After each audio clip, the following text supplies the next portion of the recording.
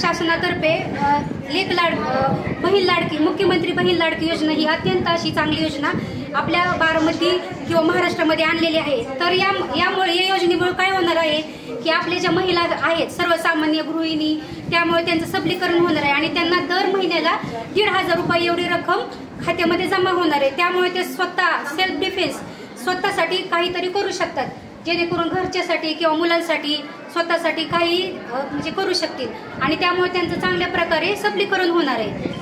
आणि दादांनी महिलांसाठी म्हणजे नाही का, महिला हा खरंच त्यांच्या भगिनी आहेत, त्यांनी खरंच या महिलांचा विचार करून एक चांगली अशी योजना आपल्या राबवलेली आहे, त्यासाठी त्यांना मनपूर्वक धन्यवाद। या ठिकाणी मुख्यमंत्री बहीण माझी लाडकी या योजनेचा प्रारंभ करण्यात आलेला आहे आणि हा फॉर्म भरण्यासाठी अनेक बहिणी या ठिकाणी आज हजर झालेल्या आहेत आणि त्यांचं फॉर्म भरून घेणं हे चालू आहे।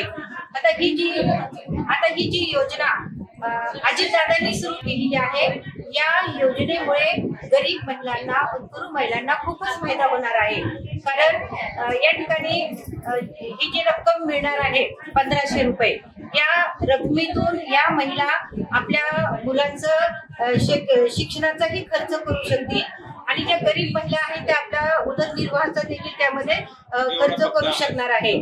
दादांनी ही योजना जी सुरू केलेली आहे त्या योजनेमुळे प्रत्येक महाराष्ट्राची जी बहीण आहे ही बहीण दादांच्या मनात बसलेली आहे आणि त्यामुळे त्याचा फायदा नक्कीच आपल्या महिलांना होणार आहे। बहीण माझी लाडकी ही एक योजना सुरू केलेली आहे। या योजनेच्या माध्यमातून या राज्यातील करोडो महिलांना मदत होणार आहे। 1,500 रुपये महिन्याला प्रत्येक महिलेच्या खात्यावरती जमा होणार आहे आणि त्याचे फॉर्म भरून घेण्याचे काम बारामती शहर राष्ट्रवादी काँग्रेस पक्षाच्या वतीनं या आमच्या पार्टी ऑफिस मध्ये केलं जाणार। या ठिकाणीच आम्ही डॉमसाईलच्या साठी लागणारे डॉक्युमेंट्स, उत्पन्नाच्या दाखल्यासाठी लागणारे डॉक्युमेंट्स हे सगळे या ठिकाणी एकत्रित करून आम्ही याच ठिकाणी ऑनलाईन फॉर्म भरून घेणार आहे। तर माझी विनंती आहे बारामती शहरातील सर्व महिलांना की तुम्ही या योजनेचा लाभ घ्यावा, राष्ट्रवादी काँग्रेस पक्षाच्या कार्यालयामध्ये आपण यावं,